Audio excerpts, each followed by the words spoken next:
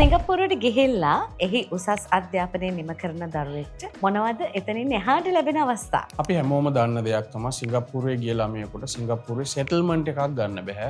සිංගප්පූරුවත් අපි පාවිච්චි කරන්නේ පාත්වේ ප්‍රෝග්‍රෑම් එකක්. ඒ කියන්නේ ළමයෙක් සිංගප්පූරුවට ගිහිල්ලා ක්වොලිටි එඩියුකේෂන් එකක් යටතේ ලෙවල් 4 හෝ 5 එහෙම නැත්නම් අපි කියන ඩිප්ලෝමා, ඇඩ්වාන්ස් ඩිප්ලෝමා එහෙම නැත්නම් HND වගේ පාඨමාලාවක් හදාරලා එතනින් එහා පැත්තට තමන් කැමති රටකට ට්‍රාන්ස් ඔප්ෂන් එකක් අරගෙන යන්න. එහෙම නැත්නම් ඒ රට තුලම ඩිග්‍රී එකක් කම්ප්ලීට් කරගන්න ඒ ඔප්ෂන් එක තමයි තියෙන්නේ. වෙනත් රටවකට සාපේක්ෂව සිංගප්පූරු ගිහිල්ලා ඉගෙනගෙන ඒ රටේ ජොබ් එකක් කරනවා කියන එක සාමාන්‍යයෙන් ගිය ළමයින්ගෙන් 3-4කටවත් කරගන්න අමාරුයි. ළමයි 1000ක් ගියත් සෙටල්මන්ට් එක කියන දේ රටේ ලබා ගන්න හරි අමාරුයි. ඉතින් එතනින් ඉගෙනගෙන පාත්වේ එහෙම නැත්නම් වෙනත් රටකට ට්‍රාන්ස්ෆර් වීම තමයි අනිවාර්යෙන් ළමයෙක් කළ යුත්තේ.